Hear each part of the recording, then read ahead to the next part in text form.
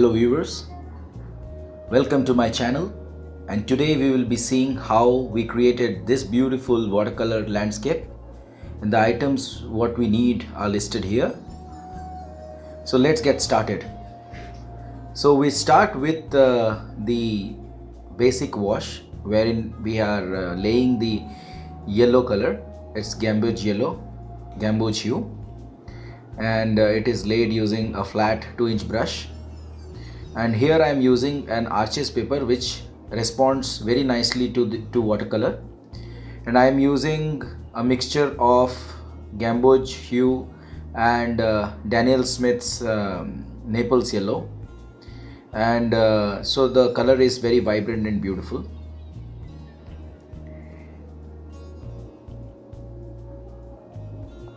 So wherever I want to blend it, I am using water. So while mixing color, you have to make sure that the mixture of color is not very wet or not very dry also. So it should be of proper consistency. That is very important. If the color is very wet, then it will drool and it will create drips.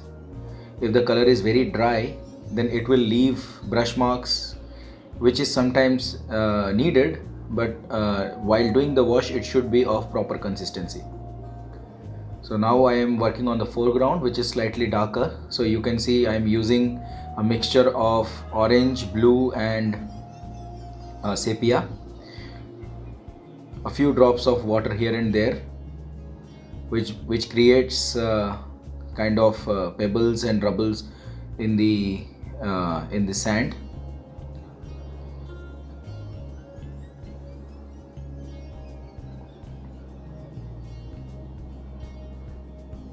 Now we will add in more details to the foreground. So let's take some dark color and then impart some small little details on the foreground. Because the foreground is very near to us, it would have more details than the background. So in this painting we will make the background slightly blurrish, because the background is not where the focus is. The focus is on the boat with the people, and the foreground is something which is nearer to us, so we will be able to see the details there, but the background is very far from us and hence the details will not be visible.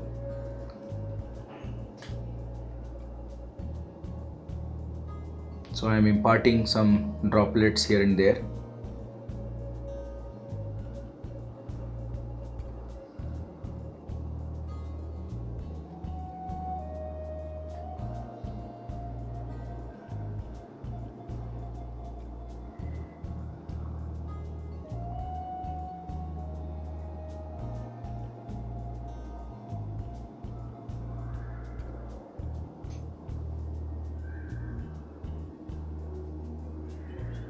So I am switching between various brushes here. So I am basically using a flat brush, and to impart a few little details I am using a liner brush.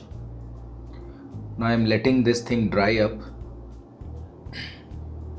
Once this thing dries, then we will go with the background, which contains a lot of trees and foliage. So let's start with the background. So as I mentioned, the background will be slightly blurrish, so we don't need to create in a lot of details, just an impression that there are trees and a lot of undergrowth on the back side.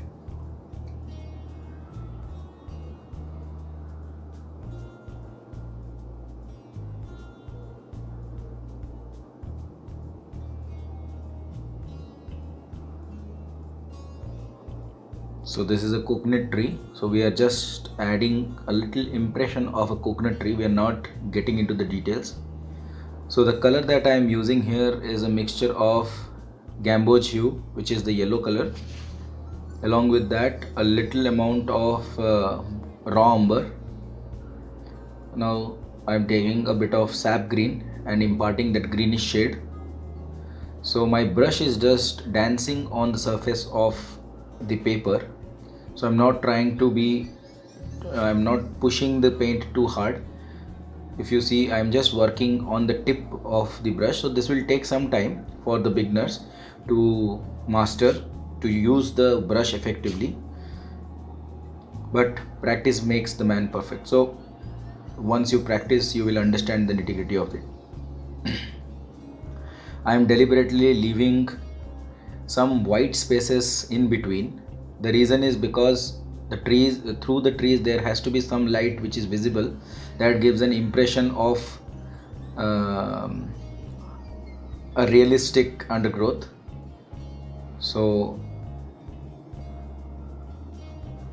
we start from the top and then we go down, and similarly now we will go ahead with the rest of the undergrowth. Again, a small impression of a coconut tree and very quick brush strokes.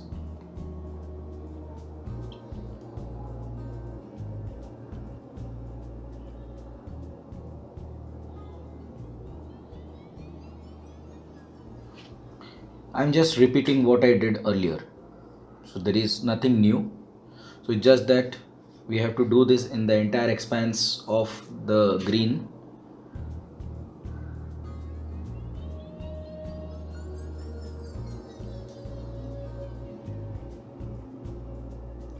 And another tip that I would like to give you is, so when we are mixing colors, even if you see the background, I am not trying to use only one color. I am trying to use various tones of colors, slightly darker, slightly lighter, because if you see carefully, somewhere I am using more raw umber, somewhere I am using more of green.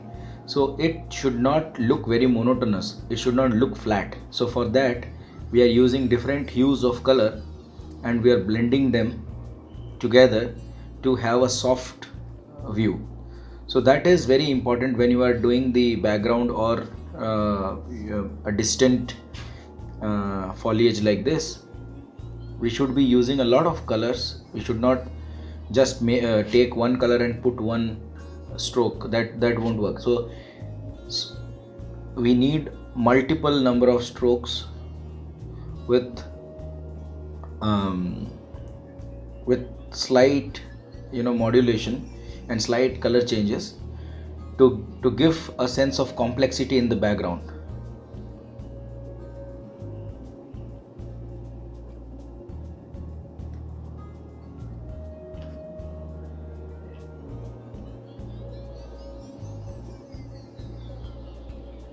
So while doing this, try to avoid being too complicated or too specific about the background, because it has to be slightly simpler than actually how it should be.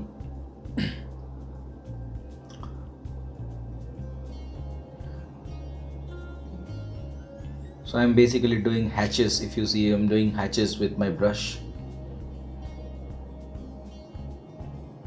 I'm not worried about the white spaces on the people who are boarding the boat. The reason is because the light is coming from the opposite direction and all these figures are going to be very, very dark. Provided they were facing the sun or something, then we should have left a certain position as white only. Now I am taking my spray bottle and spraying the color so that it blends into the water.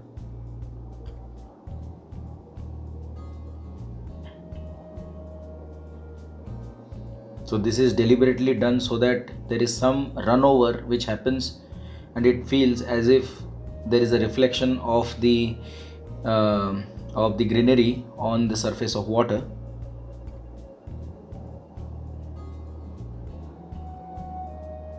I'm adding slight amount of white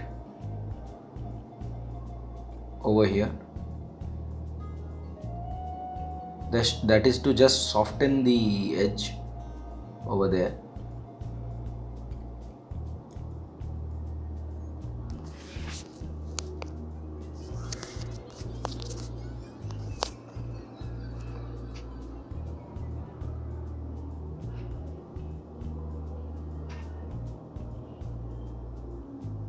Slightly blend in the color. Don't let the color sit at one place. If it sits at one place, it will create a blob or a blotch. Wash away excess color with the help of water and brush and a clean cloth. Use the spray bottle if it is necessary to create the desired result.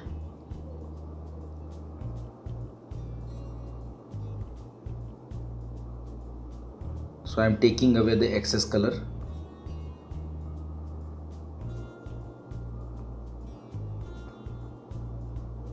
Use a damp brush to mark the areas where sunlight is falling.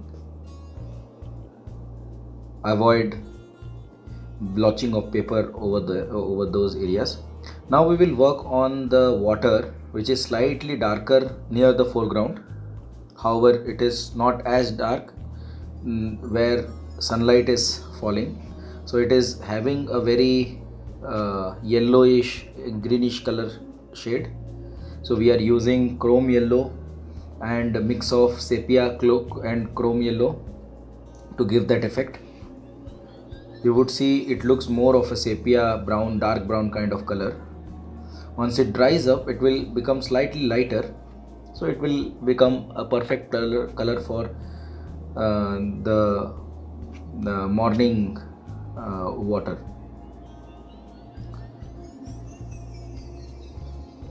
So this color of water is because of the greenery behind and the sunlight falling at a certain angle. Usually the color of water is not like this, but because there is a lot of greenery in the background and the greenery is stopping the sunlight and the shadows are falling on the water, you are seeing the color of water to be like that.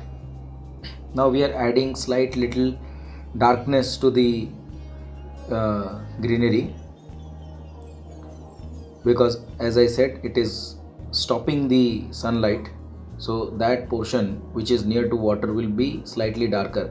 The top portion which is hitting the sunlight will be slightly lighter.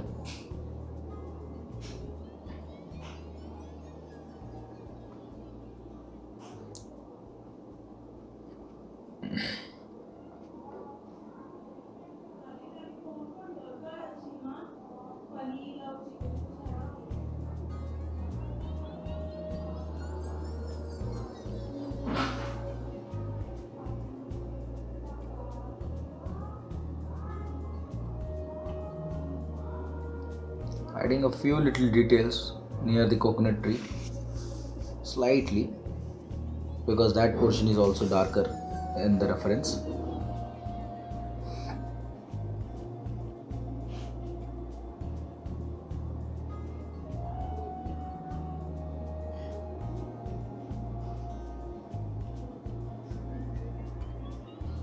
Now I am using the spray bottle to slightly mystify the hard edges of the undergrowth, the greenery.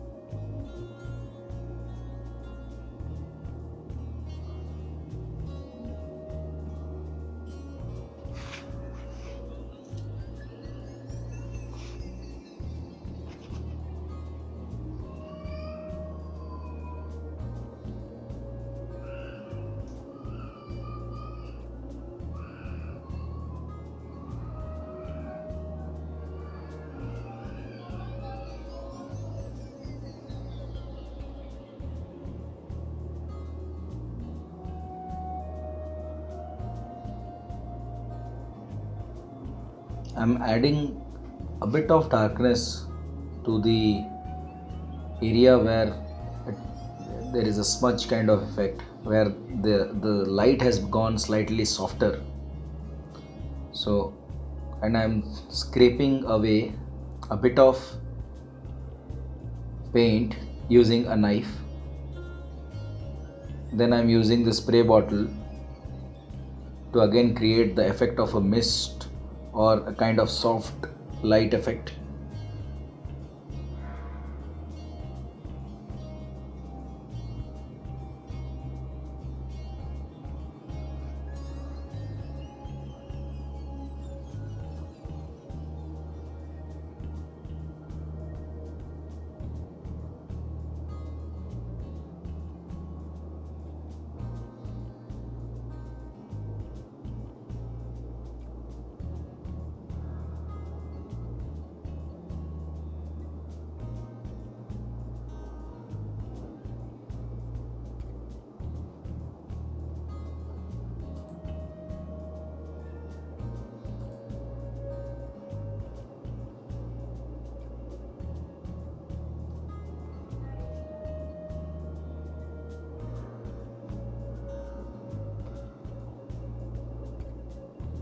Now let's dry this thing up.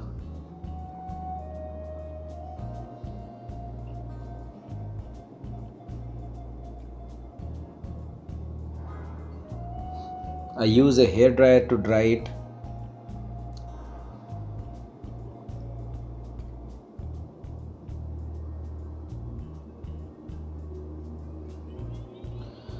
Now there is a reflection of there is a distinctive reflection on the sun of sunlight on the water area which is near the foreground. So I am using a spray bottle to just and spraying on top of that with a lot of control to basically have a very nice soft reflection sort of feeling.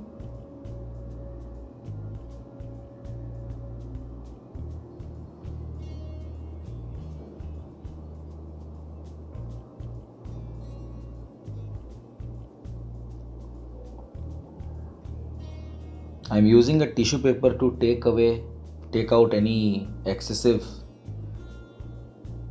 color and excessive water.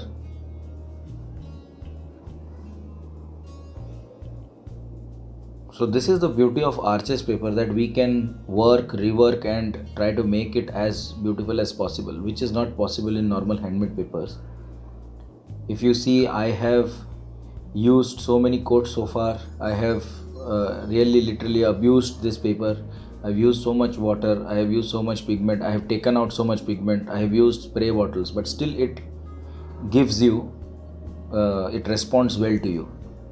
So what you want to do, you can do with this paper. This is one of the best papers you can have. Now we will work on again the foreground, because the foreground has to be really dark as compared to the background.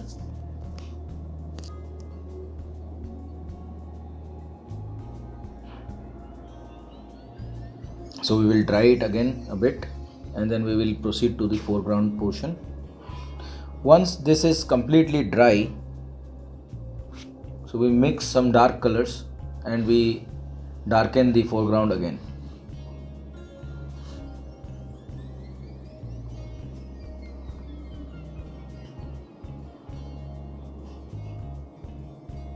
So we also have to darken the water area slightly, because the tonal effects are not yet fine as per the reference. So the left side of the water stream has to be slightly more dark. So I am using the same mixture of sap green and little bit of chrome yellow and sepia color.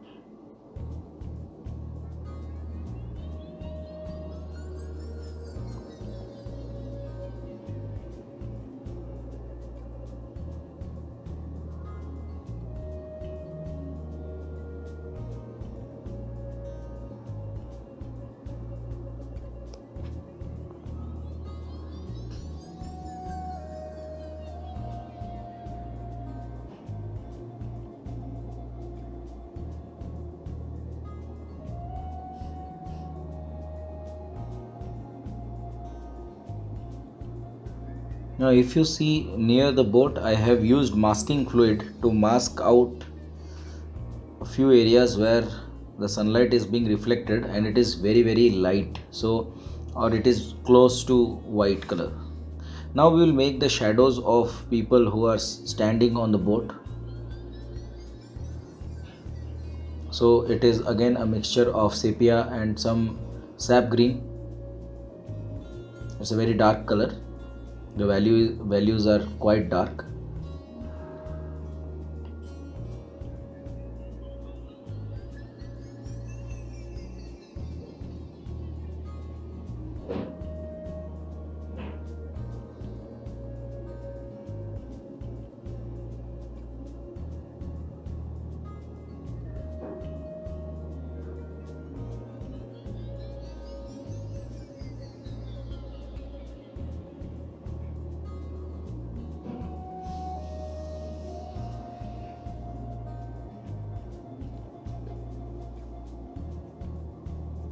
I'm mixing some dark color for the foreground now, and there are reflections on the foreground as well, so we are using relatively darker colors, and the colors are also relatively dry. They don't have that much moisture in them. So what I'm doing is I'm mixing color and then dabbing it in a piece of cloth and then applying it on the paper. So when you use a dry medium, like when the paint has less water in it and you use a brush stroke, then the paint gets applied on certain areas and it doesn't get applied on certain areas, so that creates an effect of a reflection that can be used in areas where light is falling on water or light is falling on a wet surface.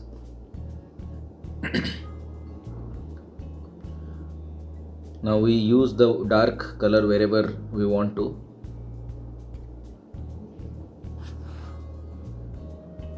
Let's try it once more time.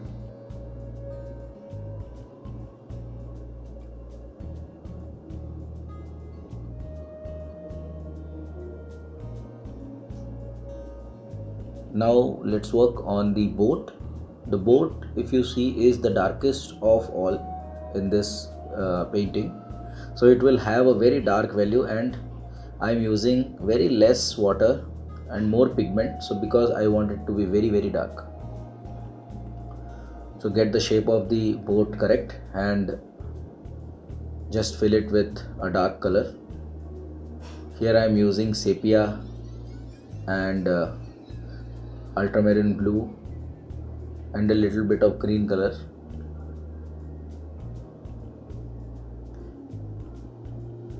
So this boat will also cast its shadow on the water as well as it will cast its reflection. So we have to create the illusion of both these things. The shadow as well as the reflection, both has to come. And once we make the shadows, it appears 3D. Now we will work on the human characters, because these human beings are standing on the boat and light is coming from the opposite direction. So this creates a very silhouette kind of look, wherein you just see the blackish faces and slightly darker images. You don't see a lot of details, and that is in a way it is easier to paint. However, it looks brilliant as well. So if you see, I am just giving an impression of people standing. They are standing in variety of positions. If all the human beings have same position, then it will look very monotonous. So it is good that this reference has so many different position of people, otherwise we would have changed them. Now these two people who are coming from the foreground and going towards the boat, those are being painted. So we have to make sure that even in this dark darkness theme, we have to make sure that there is a sense of light. So we have to make sure that the light is coming from one angle and slightly it is lighter on one side and slightly darker on the other side. So the bags and whatever they are holding, if they are transparent, then light should pass through them slightly, so semi-transparent. So if you see, this guy is wearing a lungi and he is folding his lungi while going. So we have to make sure that some light is passing through the lungi as well. So that will give an impression, or it will give a lot of depth in the painting.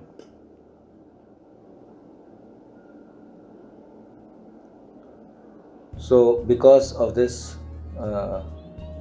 lungi and this beautiful coconut trees and everything, you can clearly say that this is from the Kerala region. Of this particular painting is from the Kerala region. So just a little suggestion is enough for the brain to tickle around and find out exactly which place and which ethnicity of people you are painting. The brain is always trying to decode and trying to relate it with something which you have seen earlier. So now if you see, I have made this person really very dark, but there is a little area in the lungi which is lighter. Same is with the bag. Now we will paint the other person.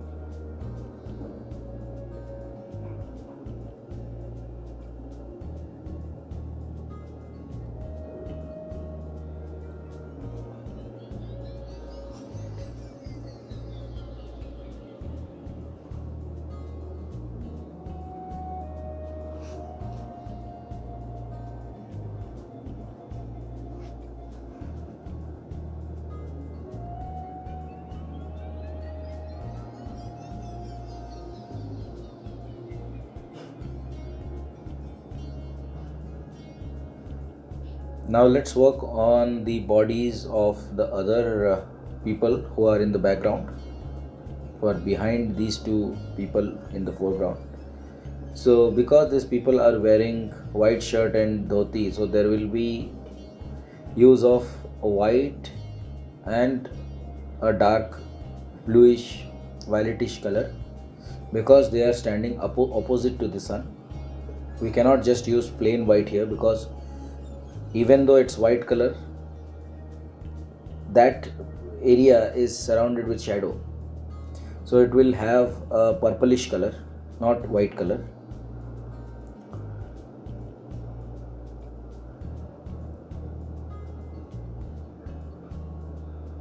So this is the fun part, where all the human beings will start looking actually like human beings. Earlier they were looking like puppets. Now they will have a body and everything else will get joined together.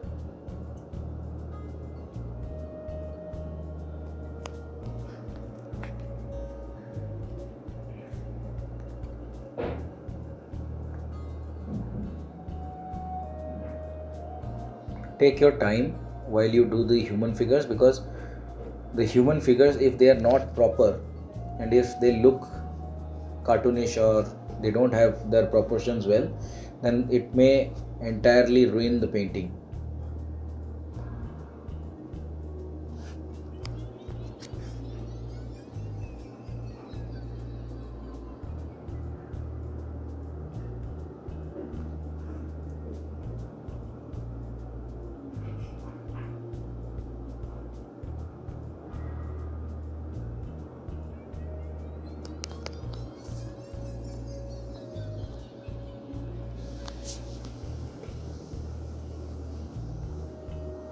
So there is a lady also in this view who is wearing a sari, so we'll give an impression of that over here.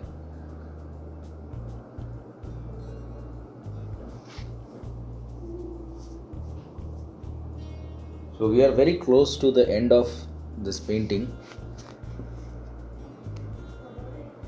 Now we are making the person who is rowing the boat.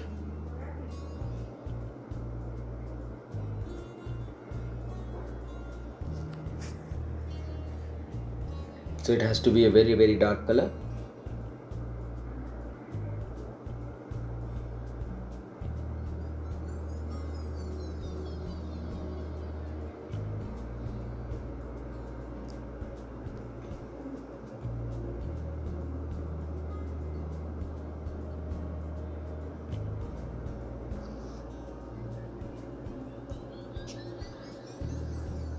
So let's work on the body of the boat also.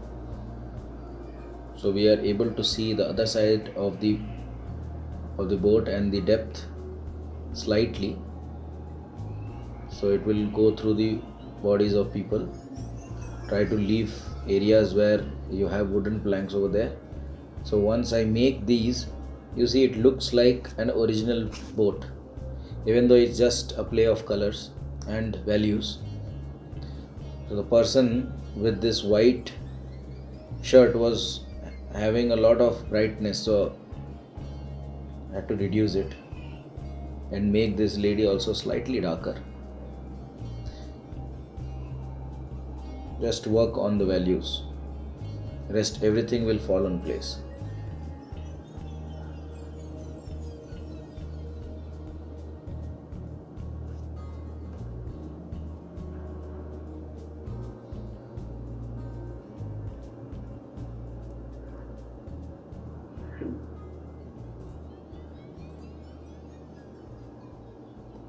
So thank you everyone for watching this video.